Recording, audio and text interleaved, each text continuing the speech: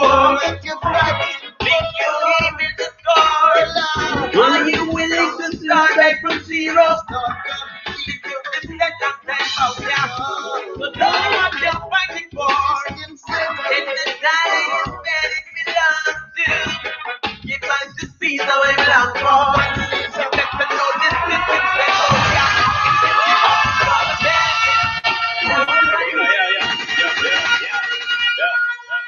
pull up that song, you know what's going on. You know what's going on. You know what's going on.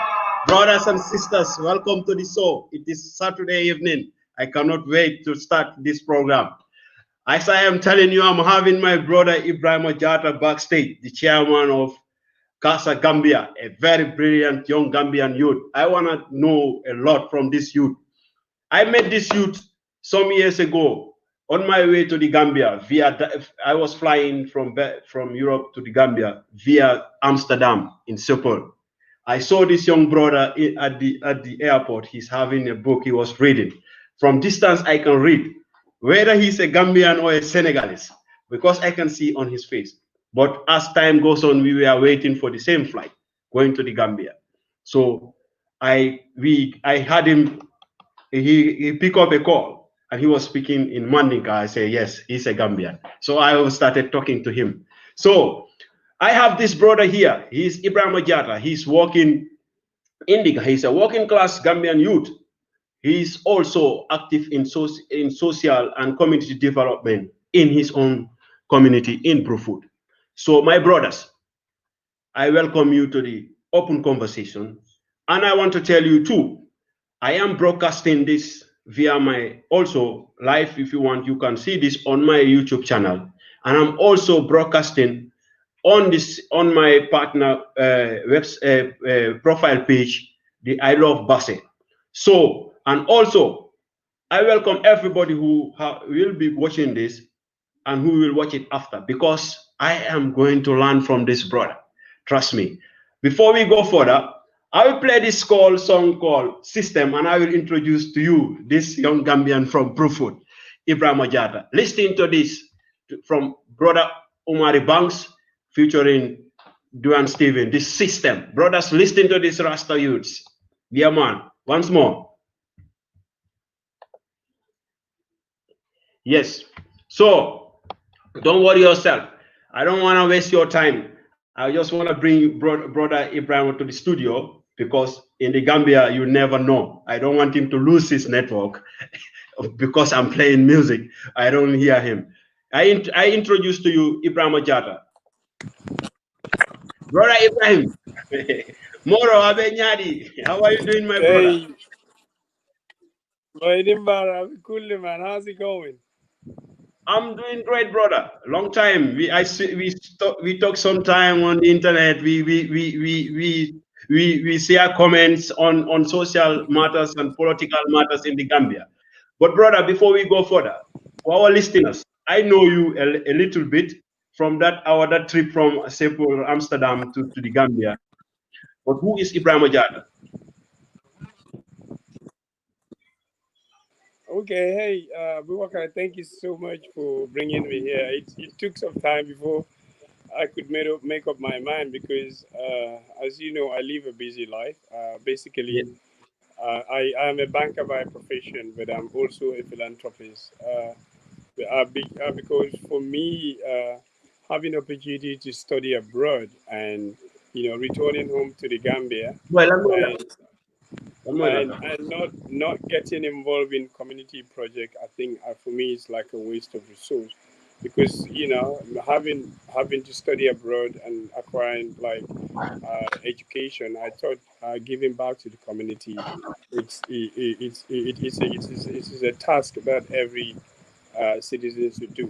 Basically, well, my name is Ibrahim Ojata. As Boubacar alluded, I work with Standard Chartered Bank Gambia Limited as manager retail transformation, and I'm also the chairman for Casa Gambia. And Casa Gambia, we have a branch in Holland, Casa Gambia Netherlands. Well, Casa Gambia Netherlands was formed in year 2015. That was before I left for my master in Holland. Wait. You are going ahead of me. Don't rush. I want people to know this Gambia because Ibrahim. I want to talk to you about your profile. Oh, you Yeah, you alluded some of them. You said something like your yeah. Ibrahim. Where are you from in the Gambia? I am from Brufut. I'm a native of Brufut village. You went to school in Brufut, and can you tell me your educational background, please? Oh yeah, yeah. Basically, I went to school in Brufut. I did my nursery, my primary, and my secondary education. Well, nursery primary was done in Brufut, and my secondary was done in Sukuta. And high school, I went to Kotu High School. From there, I went to YMCA where I did a diploma in information. Diploma in ICT, Information Communication Technology. Then I went to England, uh, where I did my bachelor, and from there I returned to Gambia. I work with Gambia Tourism Board and also work with a project with Central Bank, the automated payment system with the West African Monetary Institute. From there, I joined Standard Chartered Bank from 2012. And from 2012, I worked with the bank until 2015. I applied for a master program in Holland in Groningen, and then I left Gambia in 2015, where I undertake a master's degree program, and I returned back in 2017, and I rejoined Standard Chartered. So Wow, that's basically, interesting. yeah. That's interesting. So you did your masters in the Netherlands. Yeah, I did my master's in the Netherlands in Groningen. Yeah, Yeah, I did I know. a A very beautiful city. I like Groningen. obviously I miss that city already. Then you must speak Netherlands. Spreek jij Nederlands? I know klein beetje. Ja? Wat kan jij zeggen in Nederlands voor die Nederlandse mensen die zo deze video's zien? In het Nederlands. Klein beetje Nederlands. Alleen een klein beetje Nederlands. Oké, is goed dan. Okay, but what was more challenging, Ibrahim? I see you studied in England too, right? Yeah, yeah. You studied in England. What is more challenging? Your masters in England, you're in Netherlands, or when you are studying your bachelor's in the UK? Well, I think England was more challenging because, like me being young and growing up from a village and from Gambia, from Gambia and grew up in a village where there was no electricity supply and all that stuff. There was no internet connection. So me moving to England when I was 20 something, I can't even remember. Like I've never been out of my country. I've never been out of my parents' house. So me being to England to do a bachelor's program was a tough one. I had little money, and I didn't at first. I did not even have a place to stay. So I have to communicate to friends who have been in England before me to host me. And then basically when the first time I go to England, I was kind of lost because like London is a massive city, over 10 million people in London, and being there was like an amazing thing. It was something I've ever dreamt of. Basically, when I get to England, it was a tough one because I was living with some Gambians, and when I narrate my story, the reason why I moved out there to study, but some of them thought I couldn't study there, so they advised that I could join the army or probably get married to a British woman so that I can have the citizenship. But for me, that wasn't an option for me. The reason why I left home was to engage in education so that I can have options in life. I said the same thing. One time I was published in a magazine, Time Out London in England, so that it was the same thing I said. It was very challenging settling in London because, I know London is a multicultural city, but then, everyone is too busy, going up and down, getting in the bus and train. Everyone is going to work. So basically, it was very challenging for me from what I got used to in my village, growing up in Bruford and then moving to a city like in London. So it was a challenging one. Holland was a lot easier because after I graduated from England, although most of my friends thought I was crazy because I returned home to to give back to community, to work for my country. So after returning back, I actually work with Gambia Tourism Board. I work with a central bank project, and from there I work with Standard Chartered. So after working with Standard Chartered for 3 years, so I acquire a lot of knowledge and training from different institutions that I work with. So me being made in Holland was not challenging at all, because already I actually acquire most of the experience that I needed to undertake a master program. So basically, when I get to Holland, it was just an easy peasy for me. Although that there are challenging times, because I had to fund my own education with little money, but this was something that I signed up for, so it was actually easy for me. Wow, wow, wow. But Ibrahim, you just mentioned, as a young Gambian, we all follow this syndrome like Babylon and Europe and all those things, My brother, that's why we are all sitting here. We all follow this blanket dream of Babylon, Europe. Exactly. Yeah, exactly. People, it's why I want to talk to you. I want to talk to you so that so people like you can, because we cannot inspire, because we already failed the trend. We follow No, the you trend. No. Let me tell you, we follow a trend. We did not set a trend. You understand what I'm saying? Because for Africa to develop, we have to be ready to acquire knowledge and go and develop Africa. You understand? It's not only like a Boubacar Diallo who live in Holland, Belgium, who is working here, paying tax here, who can buy a house in Gambia, build house, or buy car, go holidays every day, who can develop the Gambia. No, doesn't develop the Gambia, because the economy of the Gambia have to be run by people who live in the Gambia, who are working there. Even though we will contribute in the economy of the Gambia. But people Yeah, who are exactly. working in the Gambia can develop that. And you Yeah. said here, Ibrahim, you said your friends in England, they thought you were crazy when we are going back to Gambia. No, because I know a few years ago, because I went to England around 2006, traveling. So basically, then the Babylon syndrome was very much high, and most people think the best solution to a successful career is to live abroad or live in England and never come back. But for me, I wanted to give myself options in life. That's why I undertake an educational project. So basically, I knew very well that I could not do much in England after acquiring my education. I thought Gambia needs me more. That's why I came.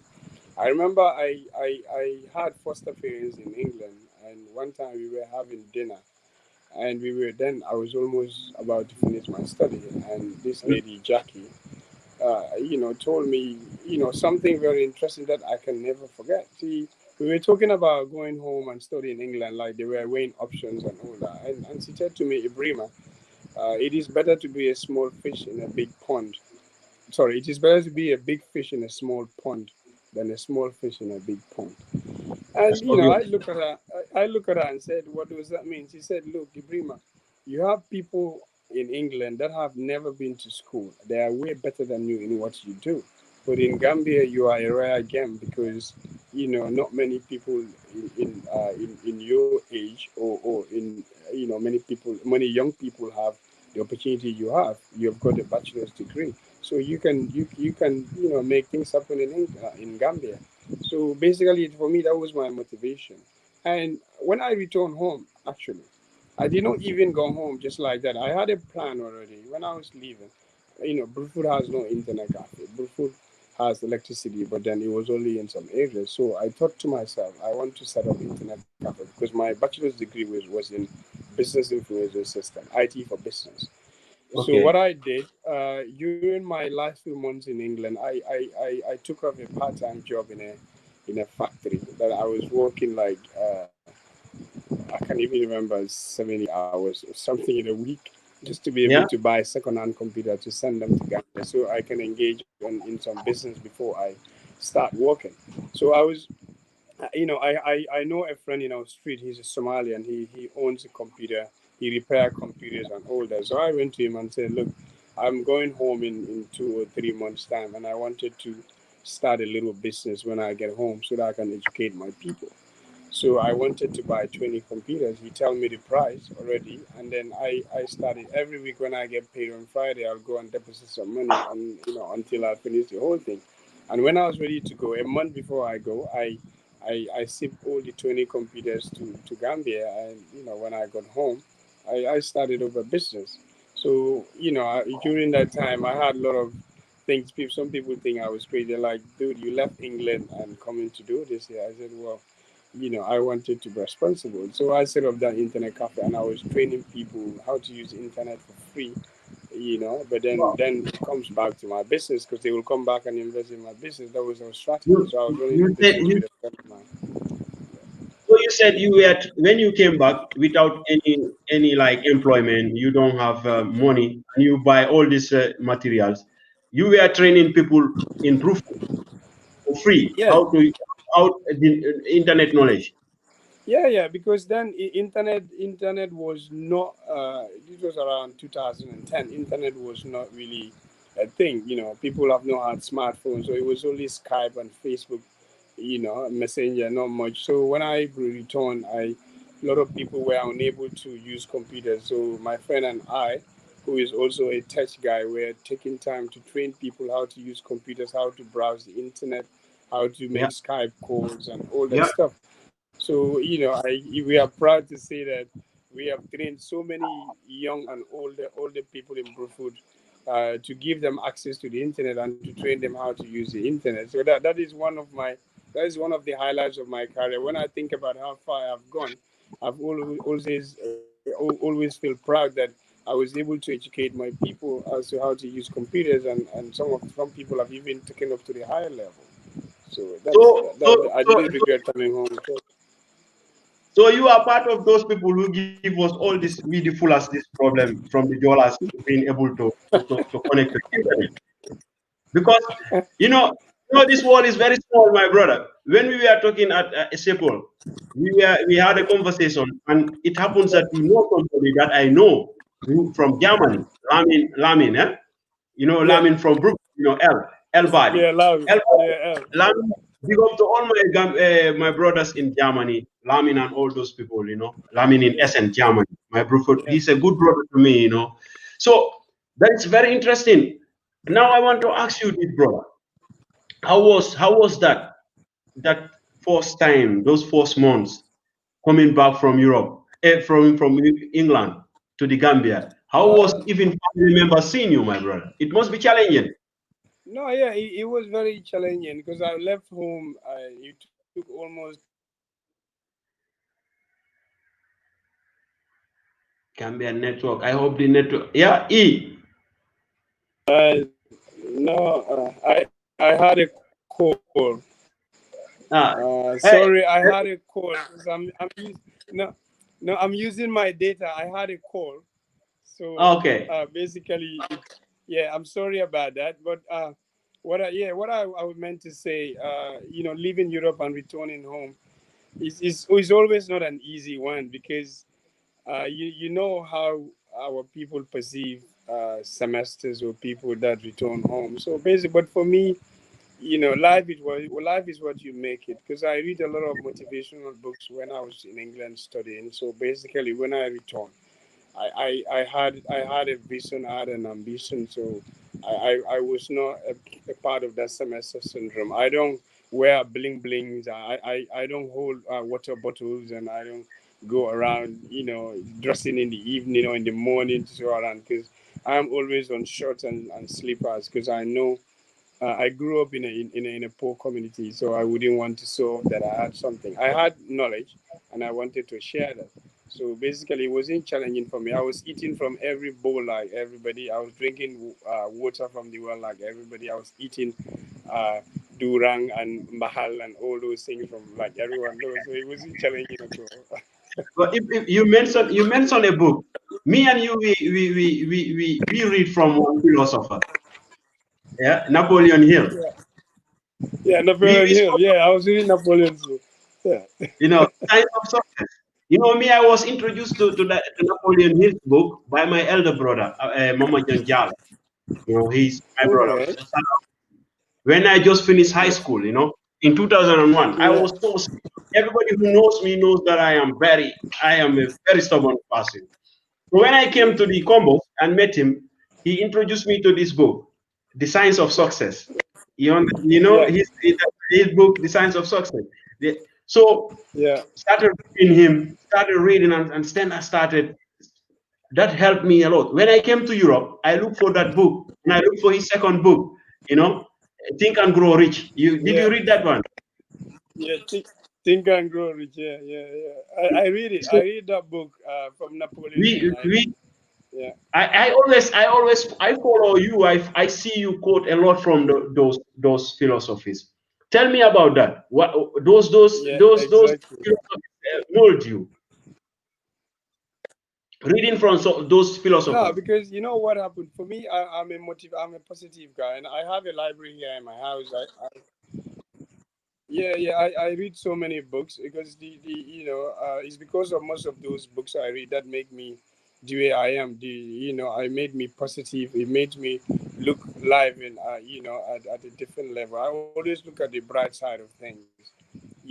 I always see light at the end of the tunnel. So basically, that's why I thought I acquired some knowledge from reading books. So I thought I would share with my friends online. I know some of my friends felt it's too much. They asked me, dude, when are you going to stop? I said, no, I'm not going to stop. I'm going to be doing this because I like to share, and sharing knowledge.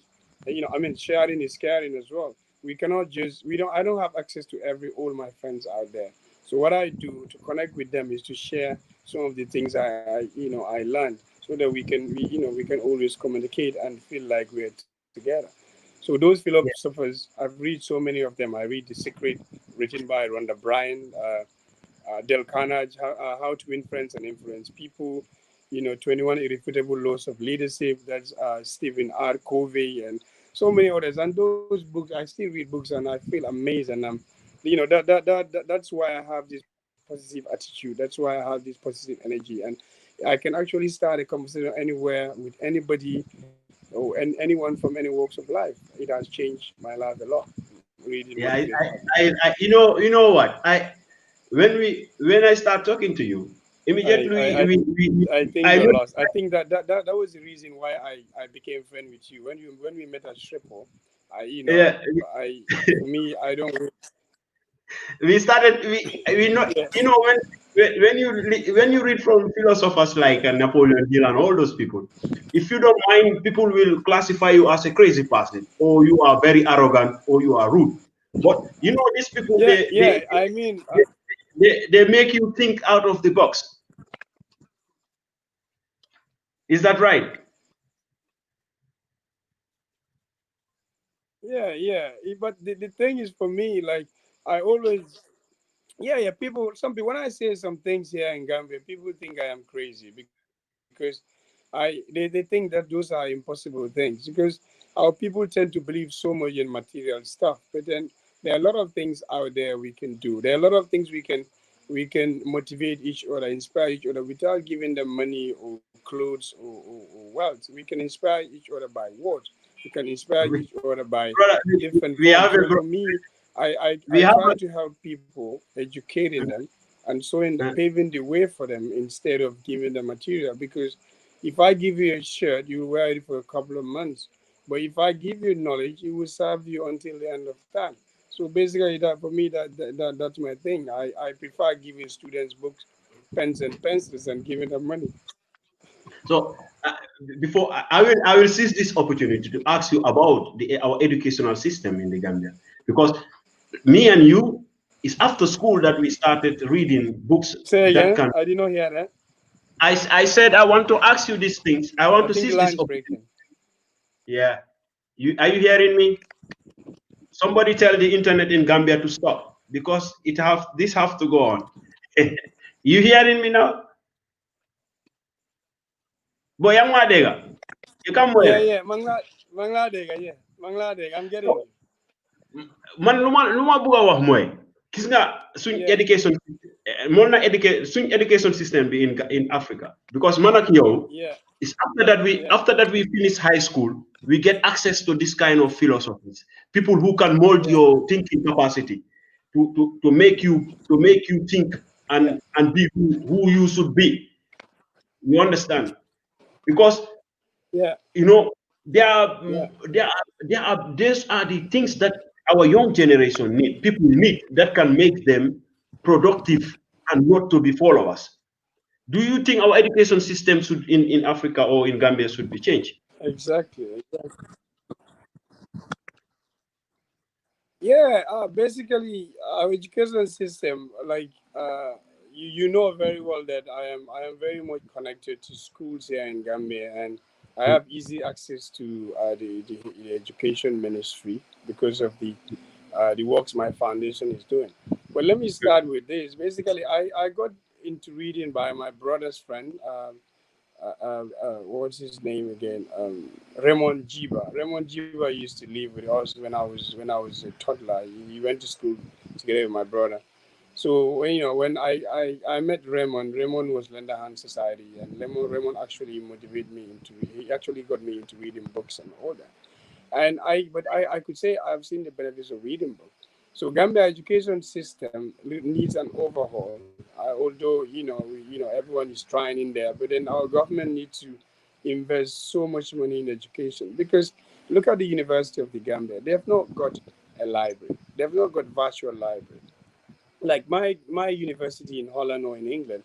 I could just borrow a book online and I can pick it up or they can post it to me. I could always have access to journals and articles online, having because they have online journals, they have online library, they have virtual library as well.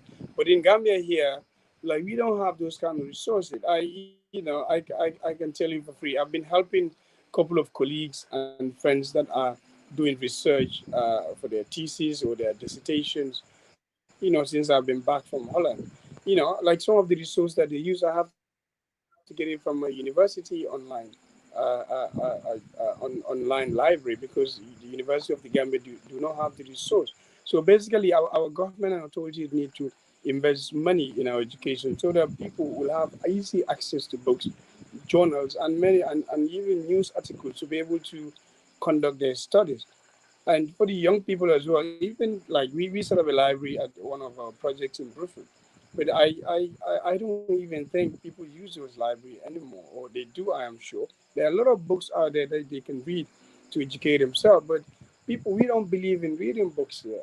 People spend too much time on irrelevant things than reading books. And I think the best way we can develop our country, or the best way we can end poverty, is to seek for knowledge, get education, and the best way to get education is to actually read. Because Napoleon Hill says 50% of the education we acquire is by talking to people. And you don't talk to Yeah, people because I'm talking to you right now, but we are not sitting together. We're doing this via a channel, and then I yeah, can talk to Napoleon Hill or Dale Carnage or Michael Leboeuf or any other author because they wrote something on a book that yeah, I'm communicating them directly. So yeah, basically, I keep telling people, going to school is about actually improving your analytical skill, growing your how do I say it? Your thinking capacity grows. But then to seek knowledge outside, when you leave school, you need to read external resources. Those resources will help you understand how the world works, how the world actually evolve. But then you yeah, don't just stay in reading maths, English, science. Those are books that will help you actually go through general education, finish school. But after school, there is life after school, and that life yeah. you choose and you have to create that life yourself. Boubacar is That's not going to come and tell you. If you read motivational books, you're going to be like Obama. You're going to be true. like Stephen Covey or something. You read books to be a better person, to be able to Yeah, think for yourself, to be able to see bright side of things, and to be able to help people in what way you can. So basically, Gambia education system need an overhaul. Gambians also need to be reading books. Whatsoever books you think you're interested in, read it. It actually broaden your horizon. And with that, we will have an improved society because everyone seek knowledge out there that they can use to improve societies and people. Yeah. But Ibrahim, now I will seize this opportunity to ask you this Are you there? question. Yes, I'm hearing you. You hear me? Ikamwele. Oh, You, yeah, yeah. yeah. So what I want to Again, ask you, Nsain lafte nyini. I want to ask you. I want us to speak in English because you have you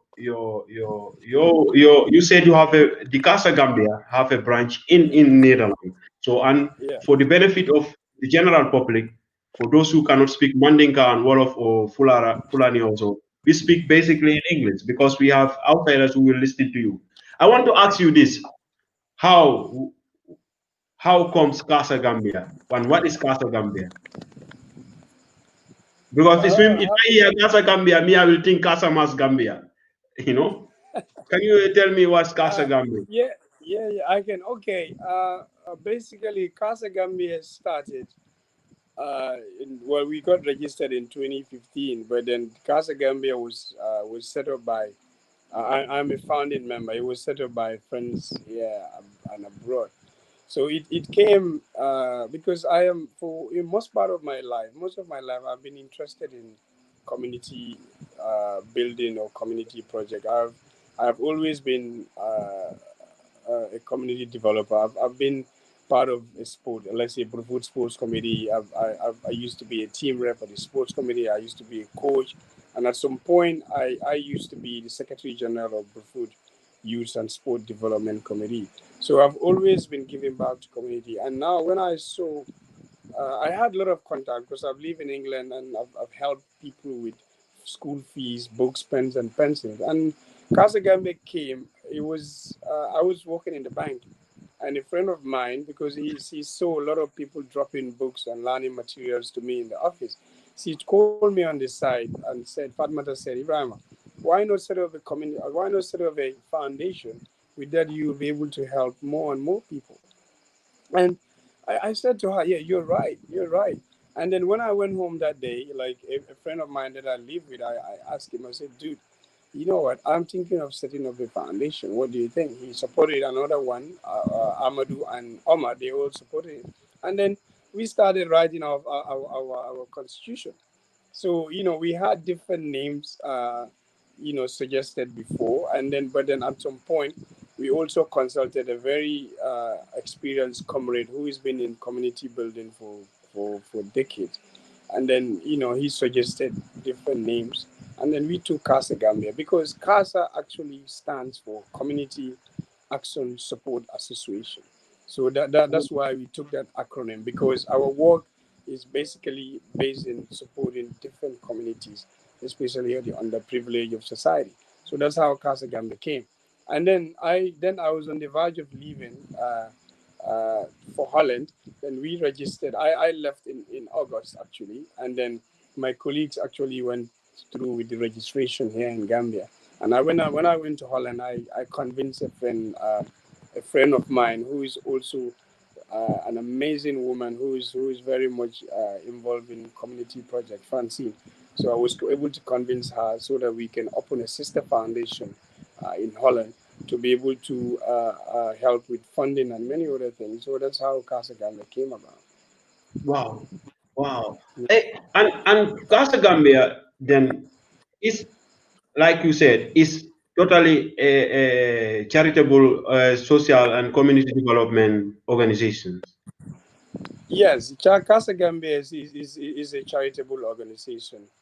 Casa Gambia is non-political, no, non-tribal, non-religious organization. It's an organization that came to help the underprivileged of society because we most of us in the foundation actually have access to better education. So we thought the best way we can develop our community is to come together and help. And then we have four intervention areas that is education, healthcare, agriculture, and youth and sport. So we actually help a lot of people in terms of education, a lot of people in terms of, lot of health centers. We provide equipment for local health centers. Also, we've not done much in agriculture, but we are looking to support our women folks who are into agriculture so that we can help them in their horticultural gardens and all that stuff. And for youth and sports, every year we donate bags of jerseys, balls and shoes and all that to different football clubs in the Gambia. And we have donated as Yeah, far as, I think, I yeah, Jara Soma or something. We've not been to Basse yet, but then hopefully you have to go to Basse. You have to go to Basse, or I'll come and conquer good food. Next time you have to go to Basse, yeah. Try and bring to my hometown, no problem. But how do you how no, those we cars go to Basse. how those cars can be We go to respond? we, How do you we go to respond? Basse. How do you people respond? Okay, but well, we raise funds both locally. Yeah, we raise funds both locally and internationally because we have partners here in the Gambia and in Holland. So what we do when we see a project that we want to intervene in, we involve the community, let's say the VDC and the Alcalo, and then we do a feasibility study and come up with a project plan. Once the plan is out there, we sell it out to people. We do online fundraising, crowdfunding. We also have partners also in locally, we write letters to people, invitations. We do events as well. So we also partner with, we do sponsor walks as well. We do banners and walk the street so that people who passerbys who are driving can give us money for our projects. And we also have very important partners in Holland called Wilde Hansa. Wilde Hansa is a Dutch organization that supports charities all over the world. So we had a cooperation with them. Any project proposal we have, once we send it to them, they will review it, and then once approved, they will give us premium in whatever how much money we raise in Holland and Belgium. You've seen me every year going to Holland. Yes, We do markets in the south of Holland because our foundation's office in this is the south of Holland. So yes, my foundation and I will buy a lot of batik tie and dye and all those stuff, Gambian stuff, and we take it to Holland to sell them. We also put boxes in supermarkets in Holland so that people can give us the little coins, and that's how we use. That's what we do to raise funds and able to sponsor our projects. And we have individuals out there. We have an online. We have a PayPal account for education project, like sponsor a Gambian child for €5. So people who are interested in funding project, they can just click that link and then pay money to our account in Holland via PayPal. So it's not an easy one, but then we are hanging in there. but my brother, if since I come we met in Netherlands, I have been following you. So via you, I can follow the success of when I can say success of Casa Gambia because Yeah, the last time since then I see you people yeah, took up your community market. Yeah, yeah, you rebuild your community market with partnership with Birkama area, the area council. You yeah, people, you people are building a school in Brufut. My brother, that those are very impressive things. So I can say that that's a success because you people did yeah. not wait for the state to do No, something for you. no. Basically, I've always said we cannot leave everything with the authorities, because the advancement of every community depends on the youth or the inhabitants in that community. So if we want to leave everything to the to executive, the government or something, we will not move an inch because they have very important projects that they need to focus on. So basically, what we do, we know the community's problems, and then we try to solve them by, approaching stakeholders in the community and also writing project proposal. So with those proposals, we sell it to our our donor partners abroad. And then once they see that, we met the threshold, they will fund it, and then we will just do the project because we live here. So it's easy. We have actually become an expert in handling projects or writing project proposal because it has become like easy for us because we've been in the industry for a while now. So it's amazing what we are able to accomplish within this short period. But then there is so much to do in Gambia. So we are going to keep on keeping on. Yeah. But Ibrahim, as a young man, as a youth man of your age, Yeah. that must be very challenging to lead projects like that in a community. And we know all how community works and trust is, Yeah. how difficult Well, that is. How do you take that, bro? How do you handle that? it is. I could say it is. I'm going to say it is. Sorry. It is very difficult uh, to take up projects at my age. Like being a young man, it is very difficult to take up projects and to make sure that everything is done because here in our community, we people put too much attention in money and all that stuff. So it's always very challenging. Like a young man like me handling projects that worth millions. But then this is not the first time because I work in a bank, and I'm doing a managerial role in a bank. So basically, handling those millions and all those things isn't anything for me because I've seen money more than that. But then also one thing we were able to succeed on is when we do projects, we always involve the community. We involve the community through the VDC Village Development Committee. We involve the community through the Alcalo. We involve the community through the elders of the village. So basically, we have been very transparent in our dealing in all the projects we have undergone.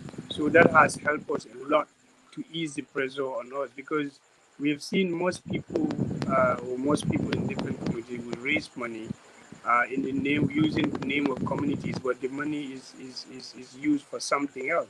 But for us, we ensure that every money that we earn is accounted for. Everything we did is on Facebook or is on our website. So if anyone that wants to connect the dots can just go to our Facebook page and see how much we have raised and how much we have spent. So that's how we were able to ease pressure from us because community would want to know where the money is coming from and where it's going. It is not easy. Not everyone will agree with what we do or how we spend the money. But at some point, we felt we are not a foundation for one community. We felt we are a foundation for the whole Gambia. So anything that we can do anywhere, we were going to work, in unison with the community leaders to ensure that those projects are managed and then they're done with transparency. What I will do is I will send my I will connect you to my youth person. Our new youth, we have a new executive. I will connect them to you so that you can lead them. Because those are young boys. We need them because you mentioned now about town development committee, a village Yeah. development committee. Can you Yeah. can you emphasize the importance of the role of the town development committee in any, or the town or village development committee in any community? No, because village development committee is always the entry point of any development in every community. So basically, the village development committee, if you look at the local government act by by the local council, the village development committee are highly recognized to help the council. They're kind of the government in every community. So they help the council with a lot of different things in the community. So any development that has to come to every community has to pass through the village development. They are the entry point. You cannot do anything without consulting them. So that is the secret of our success. We are in good footing with the village development committee. We ensure that everything we are doing, we call them and we present it to them. And then once they approve it, we are good to go. because most of these funders also will invest money in projects when people involved are united, are on one page. So basically, for us, that has been our leadership. We made sure that the village development committee and the Akalo are working with us. So any community that wants to do anything in the community will have to go through their village development committee to ensure that everybody is in the picture. Because in every community, the minority actually rules the majority. So if the village development committee is involved in a project, that means the whole village is involved in a project, because the village development committee will consist of people from different wards or different kabilos in the village. So yeah, that's their role in the community. Ibrahim, thank you. I thank you once again for accepting. We almost hit 10 minutes. I don't know whether you want to take a break or we just. I want to ask you some, but I don't think we will have much time. Do we want to take a break? Yeah. Let's take a 5 minutes break. Let me charge. Let me put my phone on charge, and then we can come back. I'm good. No problem. Let's have a break, because I want to engage you on 3 other topics that are very important. I have been following. I want to ask you some things about your reaction to Gambian social and political matters. When we come back, now we talk about your profile. We talk about Casa Gambia. Please take your break, brothers and sisters. I'll let my brother to take some break, and I play some music. And when we come back, we go further. And Ibrahim, thank you once again for accepting to talk to me on this open forum. And you educate us a lot. Yeah. Okay. Yeah. Take your break, my brother. Yeah.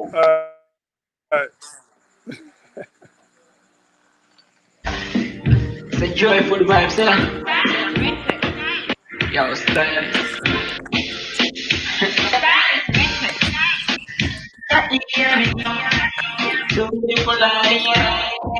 Yeah, bro. Hear me out tonight. Yes, we're feeling alright.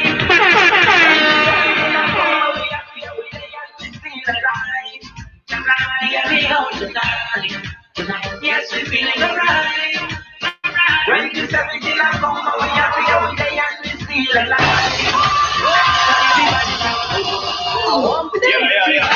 Yeah. 2017, I'm study fun, can't done. Everybody, I'm singing.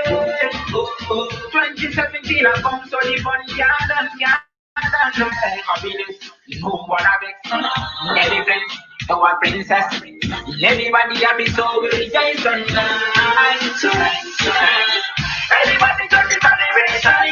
26 when we say bye bye. This year to myself for Gajai. Every something no one go to buy.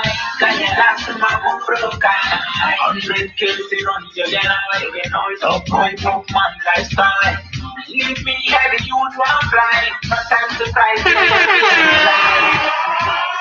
Yes, we're feeling alright. 2017 I come, but we happy every day and we still alive. Hear me out tonight. Yes, we're feeling alright. 2017 I come, but we happy every day and we still alive. So everybody say, ooh, everybody, hands in the air. 2017 I come, so you can't done.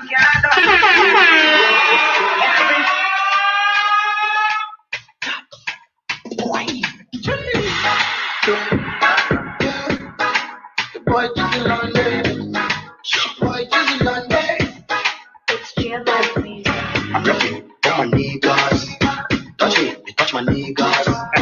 They're not, this is a family thing. You know what? I'm looking for my niggas.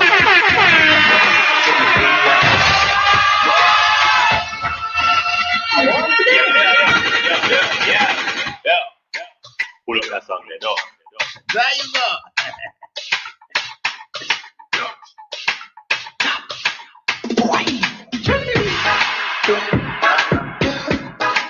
Boy, just in London. Boy, just in London. It's Jam please. I'm looking for my niggas. Touch me, they touch my niggas. They're not, this is a family thing. I will take a bullet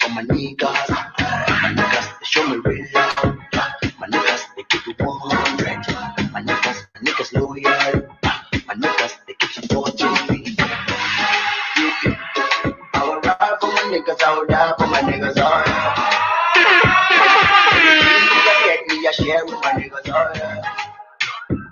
And anywhere me I go with my niggas, oh yeah.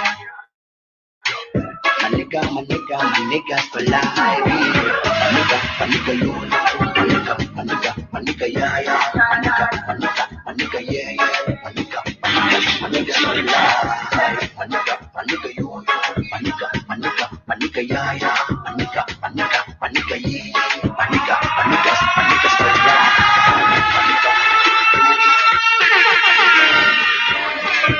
My nigga, we rock designer. My nigga, we never break friend. My nigga, we getting famous. My nigga, we taking no one now. My nigga, we talk about us. My nigga, don't let a jambe run. Big up to everyone who is listening. We're waiting for brother Ibrahim to come back so that we will further we can talk to him. Enjoy some Gambian sounds. And anywhere we go with my niggas. My niggas for life. My nigga, yeah, yeah. My nigga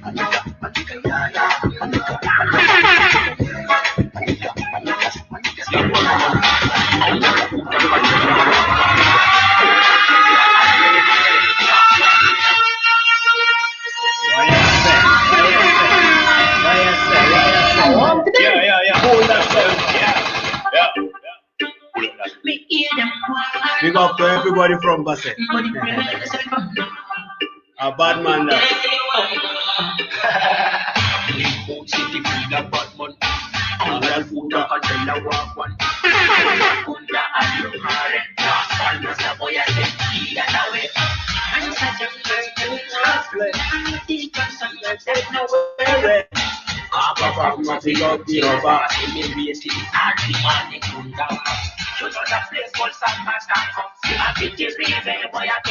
Yo, without wasting time after this song, I will bring in brother Ibrahim again.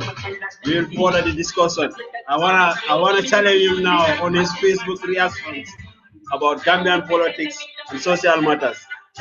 Ibrahim is not as he's always sharing his views.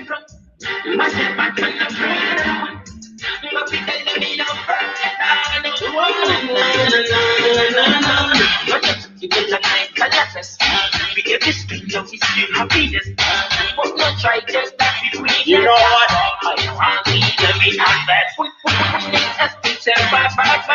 Big up everybody, big up A2, big up Jezeel, big up every Gambian artist, big up every Gambian who is listening. I will bring back our brother Ibrahim back on the studio and we further, you know. Moro, ikaw mo ele. Ibrahim. Ana Ibrahim, ana Moro nanang. Nyadilem. Yo, you know what? I want to talk to this brother about some issues. You know, this brother lived he studied in UK. He studied in the Netherlands. So if I say Netherlands, it's I'm meaning Holland. Sorry, Netherlands or Holland, how you call it. So I want to talk to him about some things about how is the working condition, how do you see Gambian workers, you know, how is working the Gambia, because he's a working class Gambian.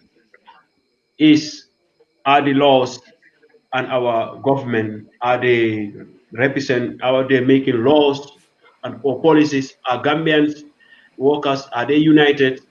What are the advantages and disadvantages of, you know, not uniting and letting only politics lead day-to-day affairs of the state, you know?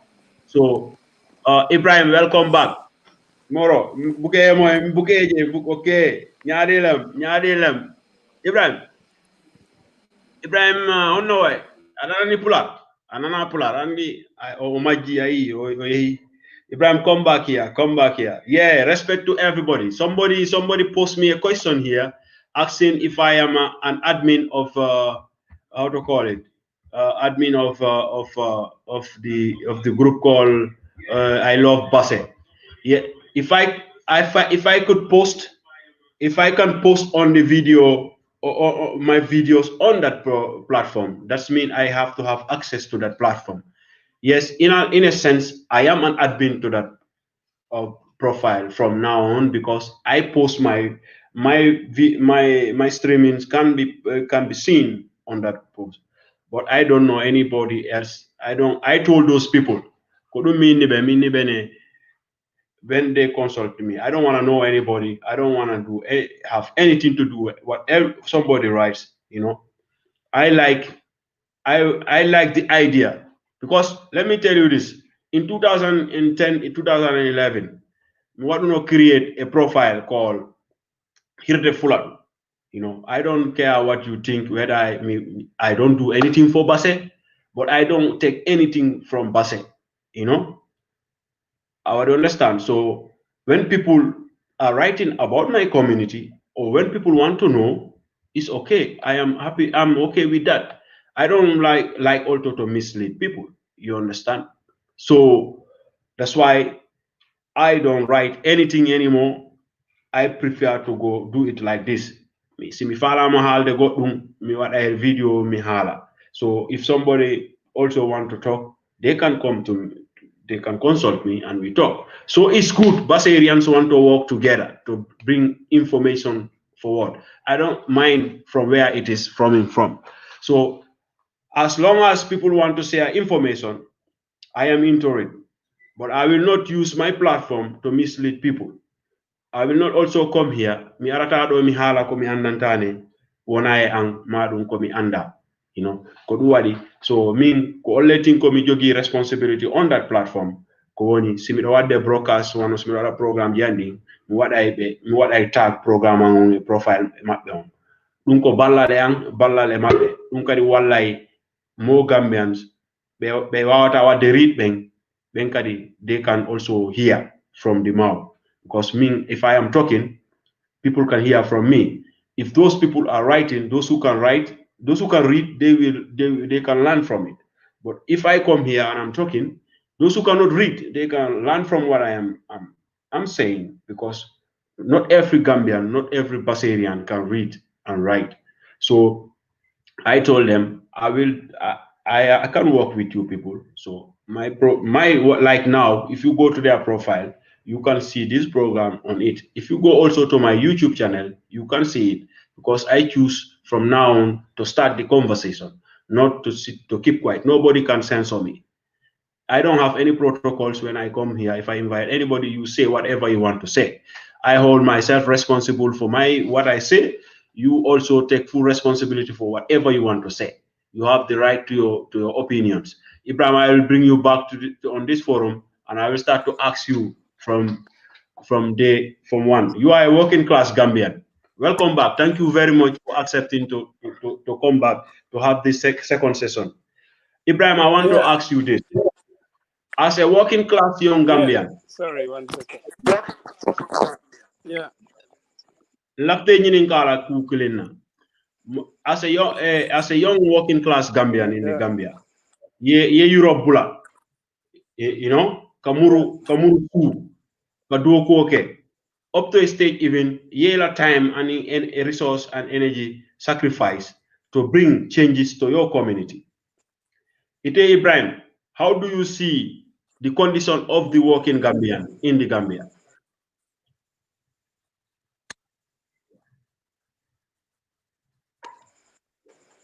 Well, I would say, because I feel na masakunda mantraka invest to job create, because young, to be frank with you, okay, now there are a lot of things going on, there are a lot of things wrong in different workplaces, but sometimes it's because the equipments are not there for people to do their job, so they ended up spending too much time loitering around. But also our Nyanta kind of attitude change there as well, because if you're hired to do a job, you have to do the job regardless of what condition it is, because you knew those conditions even then they do accept. But also employer they need to create conducive environment for people. Then it's easier for everyone to serve. But then working conditions in some areas are very bad, and then authorities need to look at it, especially if you who work for some foreign companies. I think the way they're issuing license to companies to operate here, they need to review it, because the way they treat our people sometimes are just crazy. So they need to review some of those things. But then but also, I think your mic is doing some noise. I don't know. Ibrahim, but Ibrahim, I always have this debate with you about trade unions. I talk to you about Damian workers with me. I have the belief for na political parties all. Wole symbole siata fang. More many years ago. What the politicians should come, those people should hold the politician responsible. You know, they yeah. are so weak.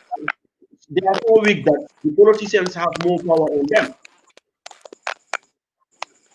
No, well, yeah. Basically, like you've always mentioned on all my Facebook posts, we need trade. We need trade unions. We need workers. We need. But that's why Gambia. I think our problem is because we do not have strong institutions, and we're in a country where institutions are weak, then the executive do what they want without anything coming out of it. Because looking at, okay, for example, look at Julbro.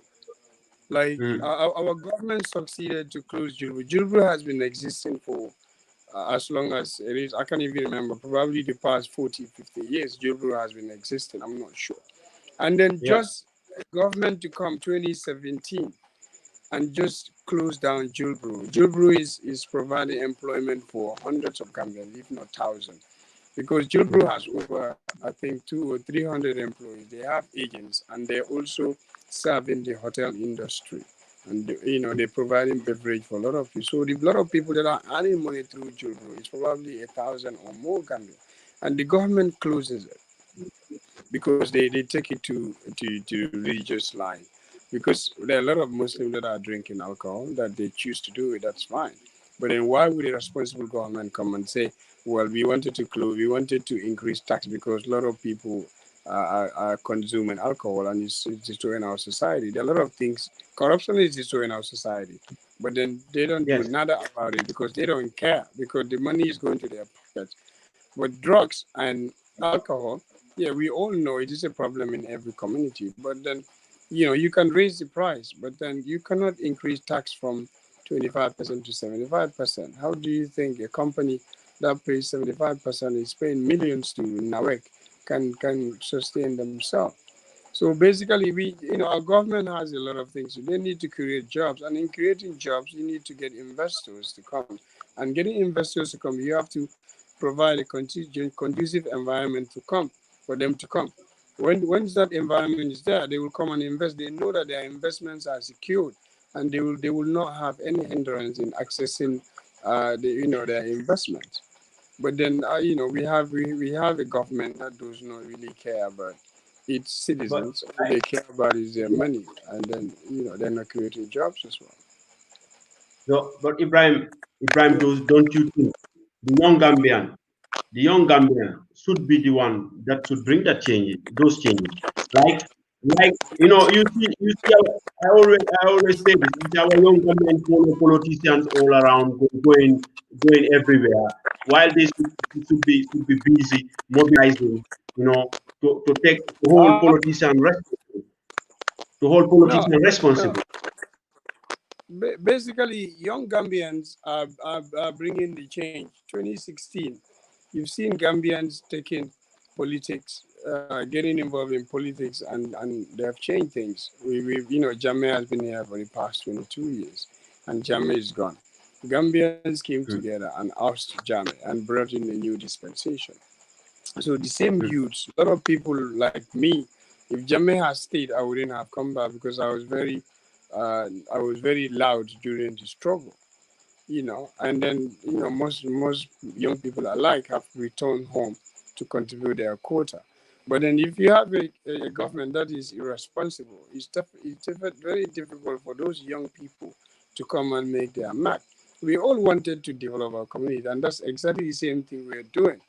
But the government is not really focusing on those. They only talk to those communities when they are looking for vote, when they are canvassing for vote. But I think a lot of Gambian young people, because you're on the social media, and I'm there as well. I have connected with a lot of young entrepreneurs who are doing amazing things, creating jobs, and then doing great things for their community through their associations and NGOs. That is ongoing. And that is going to be going on and on and on until the end of time. But then our government What, has responsibility. what I'm saying here is, if it's young Gambians, like young Gambia, yes, I know a lot of young Gambians who create, who have their own business, and they are they create employment in the Gambia. But if there are no unions or trade unions or associations that can defend the interests of these people, they can be just be close one day, like Julburu been said. I think Ibrahim lost his network. He will come back again. What I'm trying to put here is, if you look at in this Europe or America, I don't know where. No, let me not talk about America. Let me talk about Europe because I lived here. You cannot just, somebody cannot, like what he is saying here, the government come and close that place, Julburu, I don't know, like that. Because there will be trade unions who will stand on the toes of the government to make sure that those things doesn't happen. And if they fire all those people, they have to pay those people, their monthly salaries, you know. So this is what I'm saying. Because if young Gambians are creating employment, but they have no institutions that can guarantee that their jobs are secured, then we will just have this problem that somebody can just come someday and say, your shop is selling alcohol, we have to close it, or this is haram, this we don't like it here. They put it about, there are no concrete laws that defend working class Gambian. This is where I want to. So Ibrahim, sorry that we lost you on the cost. What were you? Can you can continue on what you were saying? I can hear you. You can hear me. I can hear you. I think, yeah. Let me look. But because it's my, I can hear you, Ibrahim.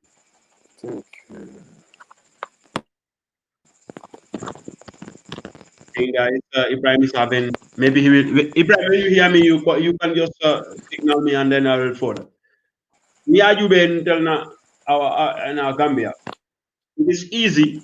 You hear people being fired, without no cause. You just, you are affiliated to this political party, or so kind of things. Because there are no laws, there are no institutions that can make sure that even when you support the opposition, you have to you are employed, you have to work. If somebody want to fire you without any reason, that person have to pay for it. In Europe here, that's why we have these trade unions here. Like you go and register in a trade union. You hear me now, Ibrahim? You register in these trade unions, workers unions, and those people, they will make sure that the welfare, your working conditions are guaranteed. They have people who represent them in every working place, from government bureaus to private institutions. So those people, they report directly to those institutions. And the people who are working in those places, when they have problem with the leaders or the administrators of any whether department or in a factory or anywhere, those people come and report, and these people who are represent these trade unions, they take actions to that. And if the administration does or the government doesn't do anything about this, they call a general strike, and they they make sure that that place doesn't function. And you will see that, like what we hear about this, what the Chinese are doing to some of our people, or what you hear about in Brufut, in Gunjur, and all those things. if there were many like strong institutions, but our political parties are stronger than our people, our organizations that should have defend the rights of the working people, the poor man, and so that's why we only have the order of the day when people have when we discuss with people. The only topics you hear is about the politician, the political parties. Nobody is talking about the working class person, the person who wake up every day to make sure that the politician is safe, the president is safe, even the office is clean, roads are clean, the roads are maintained, all the garbage are collected in the town, those kind of things. You can go, a working class person can somebody who is doing his job can just be fired like that. Nobody can defend him. Ombudsman, you hear about the ombudsman. The ombudsman is working for the government. Those people are answerable directly to the government. So you go there, they will delay your case for 100 years until you just fed up, you go away. But when you have people who can, when the ministry of, like, let's say the ministry of finance, they fire somebody based on political line or necessarily, you know, they, they know that there is a group of people, 1,000 people. When they are called, they will come and make sure that that ministry doesn't function. The ministry will think twice. When the president knows, you know, the when the president knows that there are 100,000 people who are not, they are politically affiliated or doing, or even they are politically affiliated. When they are moving, they come to call to answer based on a genuine cause, not politically based. He will do things according to the way they should be. But we don't have institutions that will hold our politicians responsible. We have politicians who are who are more popular, who are more political parties, who are more popular and more stronger. That's why I engage people like Ibrahim. I talk to them. I say, why not we try and start people to start this? Ibrahim, what do you hear me now? No, yeah, I'm getting you. Basically, like I said earlier, we need to change the we need to change the way that we are issuing license to some of these companies, because the way they treat our people, the working class, is really uncalled for. So basically, the way our government, we need strong institutions. Once we have strong institutions, all this nonsense will stop. But because our government is involved, like it all comes down to the reform agenda that has failed. When the when the new Gambia came in 2016, the Yes. coalition, what they sold to us was 3 years transition, and Mm, like if you look at that coalition, that MOU, it spells out everything. It's an amazing document, but unfortunately, the politicians, as usual, they throw it in the trash. Yeah, the mm, MOU has been thrown into trash, and then we are left with nothing. Well, Barrow came 3 years, and now 5 years. We had a very nice constitution written, very well articulated, great constitution, and now it's been chucked in the bin. That means our transitional justice is down in the drain. Nothing is going to work because it threw some of those constitutions, some of those documents that we can use to change the way we do things, the way we work, and the way we issue license, the way we select our leaders, the way we vet people. But unfortunately, our current government is hell bent on uh, uh, uh, running the state of affairs with the same 97 constitution that Jammeh used to loot our coffers, to I don't know, to mime our people, and then to entrench himself into power. So basically, if those things are not changed, if we did not have laws that will govern people, that will give power to the people and build strong institutions, nothing is going to work for Gambia. It's going to be the same story year in, but year out. but Ibrahim, that should have been, we should not have been sitting here to talk about a new constitution, because when this, like you said, people like me were so optimistic that this agenda that you are at the MOU we are saying would come to play, because things like selective ministers based on political affiliations and all those things would not have happened, because then we will have professionals, people who know the job to man positions, bring us through the transition. But that failed, you know. But and then they had the opportunity by then. You are saying they written a constitution. They had the opportunity by then, like they did with the age limit.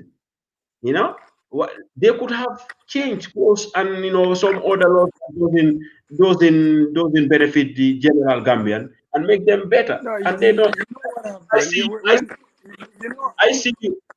Yeah, yeah. What do you want to say?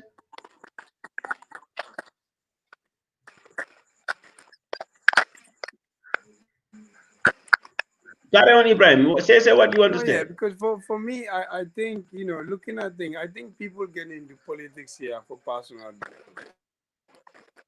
Yeah, I mean, for me, my observation is people get into politics here for personal reasons. They do not really have Gambia at heart, because look at America and Europe. Politicians or people that are in political parties, they are there to serve their people. They're there because they want sanity to remain. But unfortunately, our people get into politics just for personal gain. Because the same, look at some of the people in the government. The same thing they were complaining against Jammeh. The same thing they were blaming Jammeh. And that's the same thing happening in the country now, and no one cares, because all that they care is about the per diems and the money going into their pocket, project money that they're diverting. So basically, we have a long way to go. We have a leadership vacuum in the country, and it is time for us you to take the center step. Of course, we are taking it. We are writing. I We are getting I political party. I see you. I see you. I see you. Your audio. Your audio. Your audio. You hearing me? You hearing me? I think my audio is playing up. I'm not sure. Can you hear me? Your audio is cracking. I don't know why. You hear me? I think it's to do with network or something. Can you hear me now? Yeah. Yeah, I can hear you. Yeah. Okay. I think your audio is breaking up. But like I was saying, Ibrahim, I think the audio is going is trying to jump out Origai. So I can hear you very well. Your yeah, audio is breaking. I think your voice is. I will work on that. I don't know. The audio is quick. Hello, Ibrahim. Hello? Can you hear me? Hello?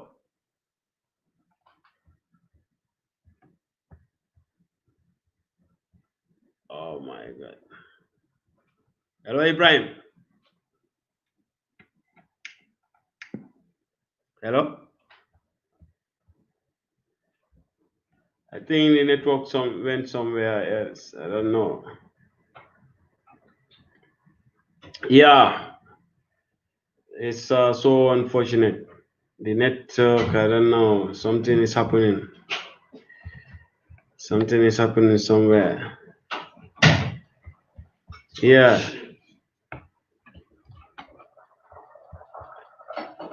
Moro. Yeah, let me.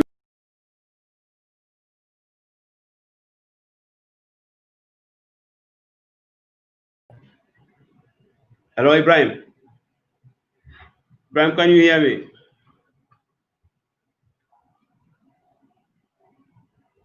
I think we are having some net connection problem. I cannot hear him. He cannot hear me. I will.